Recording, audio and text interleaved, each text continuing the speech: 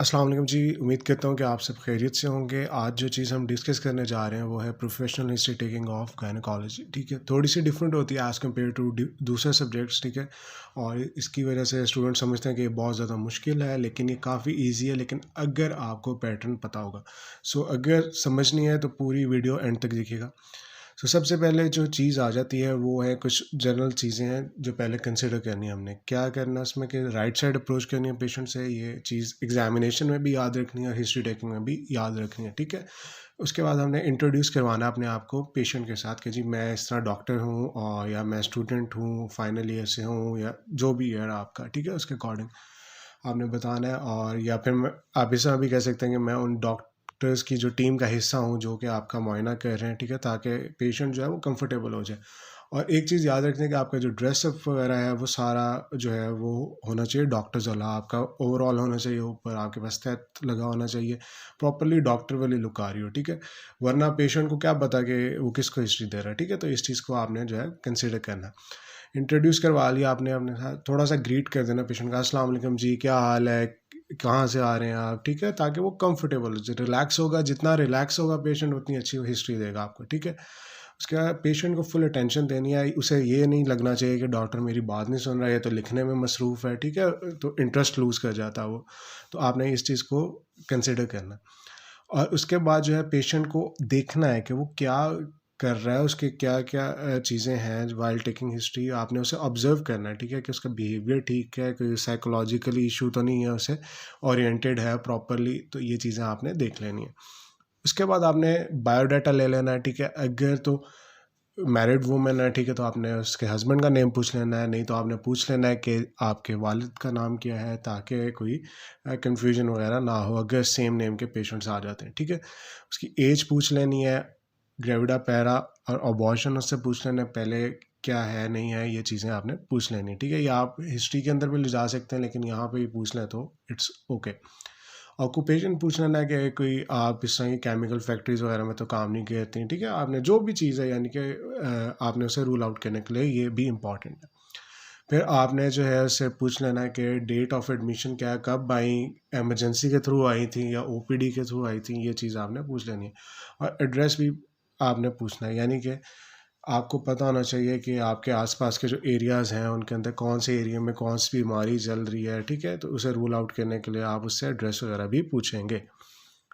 उसके बाद आपने जो है पेशेंट से प्रेजेंटिंग कंप्लेंट पूछनी है, वैसे ही पूछनी है जैसे हम बाकी सब्जेक्ट्स के अंदर पूछते हैं, बाकी चीज़ों के अंदर पूछते हैं, मेडिसिन सर्जरी वगैरह के अंदर। ठीक है, और क्रोनोलॉजिकल ऑर्डर के अंदर इसे हम लिखते हैं। ठीक है, उसके बाद हिस्ट्री ऑफ प्रेजेंटिंग इलनेस के अंदर वैसे ही, अगर जैसे मैंने पहले भी पिछली वीडियो में बताया था कि अगर वो वॉमिटिंग है तो उसमें आप कलर पूछ लेंगे, कंसिस्टेंसी, फूड कंटेंट था बीच में नहीं था, कितना वॉल्यूम था उसका, ये चीज़ें सारी आप उसमें पूछ लेंगे। ठीक है, उसके बाद आपने एलएमपी का लाजमी पूछना है, गायनी से रिलेटेड जो है कि आपका लास्ट मेंस्ट्रुएशन क्या कब था। ठीक है, एज ऑफ मिनार्की क्या थी आपकी, मेंस्ट्रुअल साइकिल आपका रेगुलर होता है, ठीक है, कितने डेज़ का होता है, ये सारी चीज़ें पूछनी है पेशेंट से, मेंशन करनी है आपने हिस्ट्री के अंदर।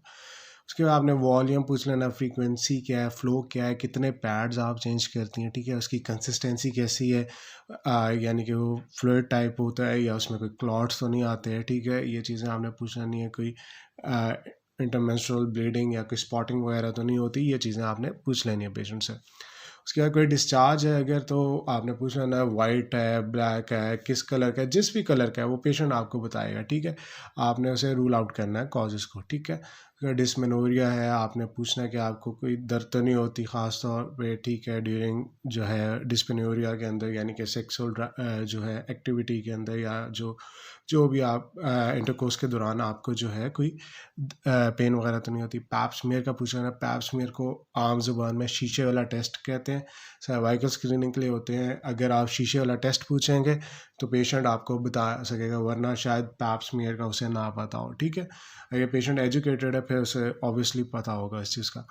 उसके बाद ओसीपीज़ का पूछेंगे कि आपने कभी कोई वक्फे वाला टीका या वक्फे वाली कोई दवाई तो नहीं इस्तेमाल की। ठीक है, आपने सेक्सुअल हिस्ट्री का पूछ लेना है कि आपके सिंगल पार्टनर है या मल्टीपल पार्टनर्स है। ठीक है, तो ये चीज़ आपने पूछते हुए थोड़ा सा एहतियात करनी है, क्योंकि अगर आप किसी ऐसी जगह पे जहाँ पे इस तरह की चीज़ नहीं होती, यानी कि मल्टीपल पार्टनर्स जो अलाउड नहीं है, तो उधर आपने इस क्वेश्चन को स्किप कर देना है, ठीक है। फिर आपने ये पूछना कि फर्टिलिटी ट्रीटमेंट वगैरह तो नहीं कोई आप ले रही किसी डॉक्टर से पहले, या जो भी चीज़ें, ठीक है, कोई अदर कंप्लेन है तो वो भी आपने पूछ लेनी है उससे। उसके बाद जिस तरह ये हमने ऑप्स के सेक्शन में ये चीज़ कवर की थी कि उसी तरह हमने डेट का पूछना है सबसे पहले, कि या ईयर का पूछ लेना है कि किस साल आपका लास्ट ये, यानी कि बेबीज़ जितने भी हुए किस ईयर में हुए, ठीक है, उनकी गेस्टेशनल एज क्या थी, मोड ऑफ डिलीवरी क्या थी, बर्थ वेट क्या था, प्लेस कौन सी थी, घर पे हुआ या हॉस्पिटल के अंदर हुआ, ठीक है, हेल्थ केयर फैसिलिटी कोई करीब थी उसके अंदर हुआ, ठीक है, कोई डीएनसी वगैरह तो नहीं हुई आपकी, या फिर मेल था फीमेल था, ब्रेस्ट फीड करवाया आपने या नहीं करवाया, ठीक है, वैक्सीनेट हुआ प्रॉपरली वो बच्चा या नहीं हुआ, करंट स्टेटस क्या है कि वो अलाइव है, ठीक है, हेल्दी है या नहीं है, व्हाट्सएवर, ठीक है, आपने ये सारी चीज़ें पूछ लेनी है। उसके बाद past medical and surgical history में आपने ड्रग हिस्ट्री पूछनी है कि आप कोई गोली वगैरह या कोई चीज़ें तो नहीं ले रही इस तरह की, ठीक है। अक्सर पेशेंट को नहीं पता होता तो आप उससे पूछ सकते हैं। आप अगर फॉर एग्जांपल मैं बताता हूँ कि अगर आप उससे पूछते हैं जी आपको इंसुलिन लगती है, ठीक है, तो आपको वो पेशेंट कहेगा जी मुझे तो नहीं लगती इंसुलिन, मुझे तो पता ही नहीं इंसुलिन होता क्या। लेकिन अगर आप उसे कहेंगे आपको कोई शुगर के लिए कोई टीका लगता है, टीके वाली दवाई लगती है, ठीक है, रोज़ टीके लगते हैं, इस तरह करके आपने रूल आउट करना, तो वो कहेगा हाँ जी, हाँ जी, मुझे लगते हैं, ठीक है। So you have to rule out this. कभी आपको अस्पताल के अंदर दाखिल होना तो नहीं पड़ा, ठीक है, कभी आपको कोई इन्फ्यूजन ड्रिपें वगैरह तो नहीं लगानी पड़ी, या आपको कोई ब्लड वगैरह तो नहीं लगाना पड़ा, ये चीज़ें आपने पूछ लेनी है, ठीक है। उसके बाद कोई डिजीज़ या कोई इन्फेक्शन वगैरह तो नहीं हुआ कभी आपको, या फिर आप कोई सर्जरी वगैरह की पूछ लेनी है कि पास सर्जरी वगैरह तो नहीं हुई आपकी कभी भी, ठीक है।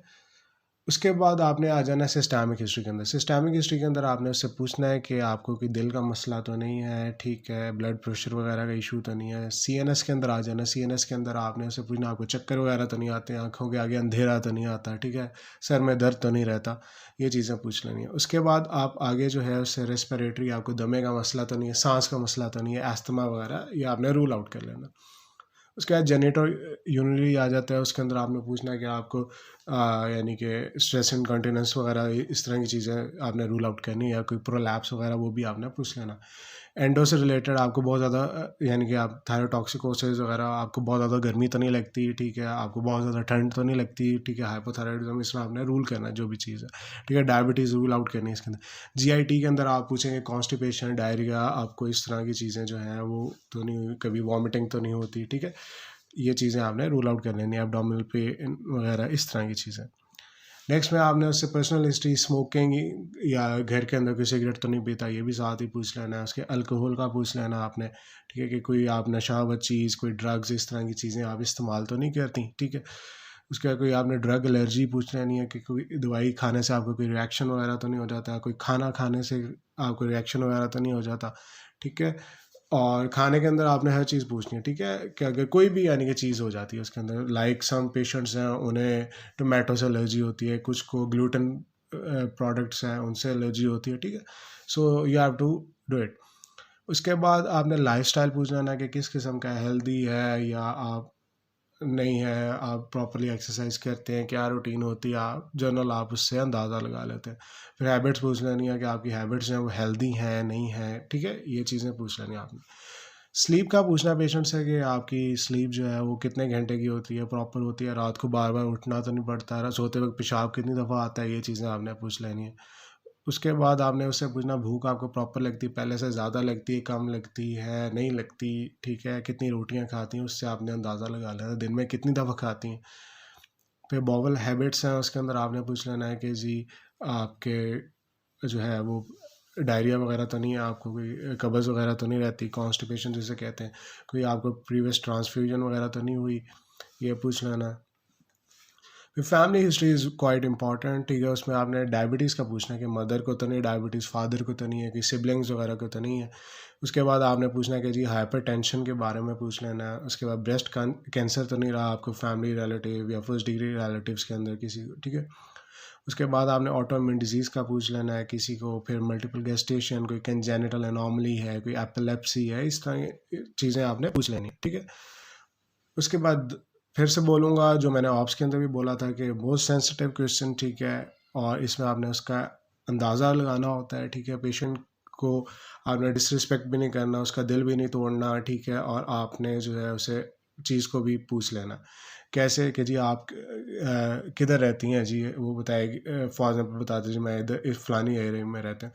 कित आपका घर अपना है या किराए पे है, ठीक है। आप ये चीज़ पूछ लोगे, ठीक है। हाउसिंग आपको पता चल जाएगा, कितने मरले का है ये पता कर लेंगे, कितने लोग रहते हैं। यानी कि अगर एक आप यानी कि सोचें कि एक 5 मरला का घर है, ठीक है, उसके अंदर के 4 फैमिलीज़ रह रही हैं, ठीक है, तो आप खुद ही लगाएँगे उसका सोशियो इकोनॉमिक स्टेटस अच्छा नहीं होगा। लेकिन अगर 5 मरला के अंदर एक फैमिली रह रही है, मियाँ-बीवी, 2-3 बच्चे हैं, ठीक है, दैट इज़ सफिशिएंट, ठीक है, तो वो एक अच्छा सिस्टम आ जाता है। तो इस तरह आपने एनालिसिस कर लेना उसका, ठीक है।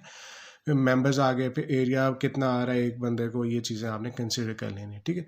सो इसके साथ ही आपकी गायने की हिस्ट्री कंप्लीट हो जाती है। सो बाकी सब्जेक्ट्स भी हम कवर करेंगे इंशाल्लाह। Stay tuned. अल्लाह हाफ़िज़।